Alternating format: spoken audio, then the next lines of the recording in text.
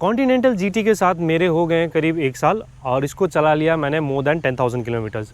तो मैंने सोचा क्यों ना एक वीडियो बनाऊं जिसमें मैं अपना एक्सपीरियंस आप लोगों के साथ शेयर करूं।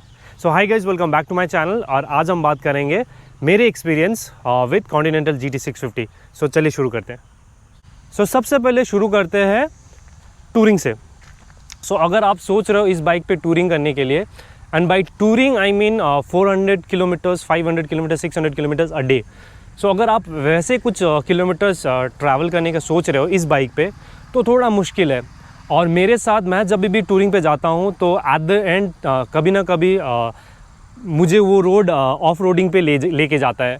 और ऑफ रोडिंग इस बाइक पे बहुत ही मुश्किल है, क्योंकि अगर आप कभी राइडिंग करते हो इस बाइक पे सो पूरा बॉडी वेट जो है, एक तो आपका स्टैंस के कारण बॉडी वेट पूरा आपके रिस्ट पे आता है।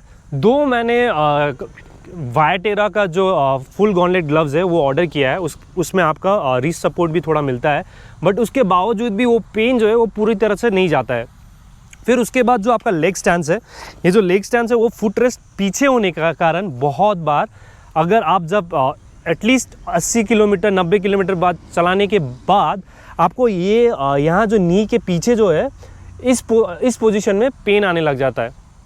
सो इन शॉर्ट आपको पूरे अपने ड्यूरिंग योर होल जर्नी आपको छोटे छोटे ब्रेक्स ऐसे लेने पड़ेंगे जहाँ पे आप अपने बॉडी को थोड़ा स्ट्रेच करना पड़ेगा। और यहाँ पे मैंने अपने बाइक पे जाना के हैंडल बार रेजर्स लगाए हैं, इंस्टॉल करवाए हैं, बट उसके बावजूद भी अगर आप इसके साथ ऑफ रोडिंग जाते हो तब भी थोड़ा बहुत मुश्किल आएगा आपको। हाँ, अगर आप पिच रोड पे चलाते हो विद दिस जाना हैंडल बार रेजर्स तो थोड़ा कंफर्ट आएगा, बट फिर भी अगर आप 450 किलोमीटर्स चलाते हो तब आपको वो दर्द रहेगा ही। तो ये बाइक किसके लिए है?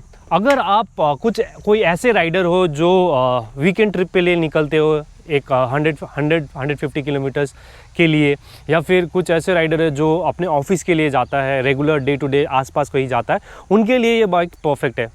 बट अगर आप टूरिंग के लिए लंबे रास्ते के लिए जाते हो तो थोड़ा मुश्किल आएगा। अब आते हैं हैंडल पर। हैंडल की बात करूं तो बहुत सारे यूट्यूबर्स ने इसके वीडियोस बनाए हुए हैं कि उनके साथ भी ये प्रॉब्लम है। तो उसी तरह मेरे साथ भी ये प्रॉब्लम आया है इस बाइक में। और प्रॉब्लम ये है कि इस बाइक में अगर आप हाई स्पीड में चलाते हो कुछ 100 किलोमीटर्स के तरफ, तो बाइक का जो हैंडल है वो बहुत वॉबल करता है। सो बहुत ज़ोर से हिलने लग जाता है ऐसे करके, तो आप क्या है अपने हाथ को छोड़ नहीं सकते हो, तो मजबूती से पकड़ना पड़ता है।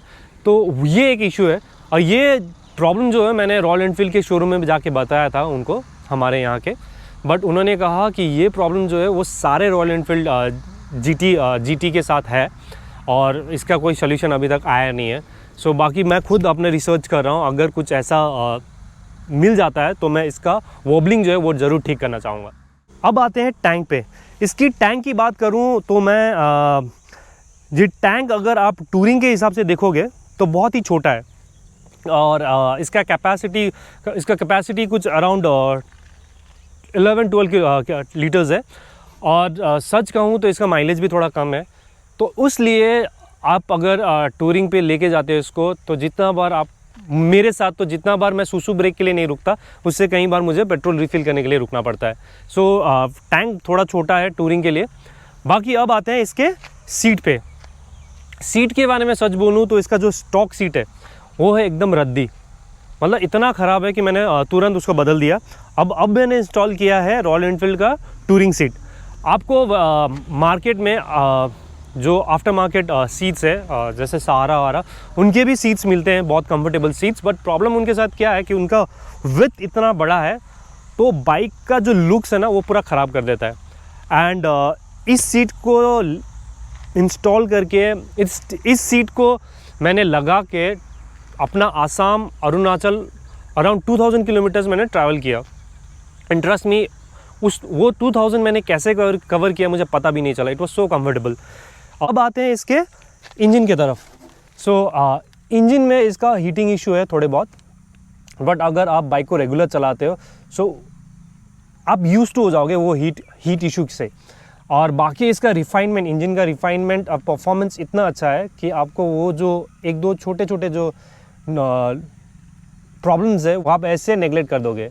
और सच बोलूँ तो इस प्राइस ब्रैकेट में एक सुपर बाइक का फीलिंग सिर्फ रॉयल एनफील्ड ही देता है। सो वो सब ध्यान में रख के यार, हीटिंग इशू बहुत ही छोटा इशू है। अब आते हैं ब्रेकिंग की तरफ।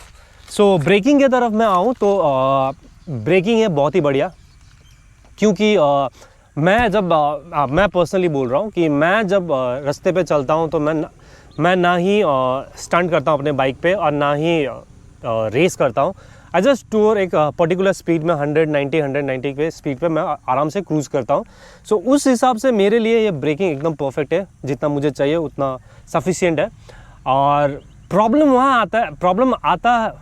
आता है तब जब ये हो जाए पंक्चर, क्योंकि ये टायर जो है वो है विद ट्यूब और कॉन्टिनेंटल जीटी आता है स्टॉक, जो बाइक है वो आता है सिर्फ साइड स्टैंड के साथ।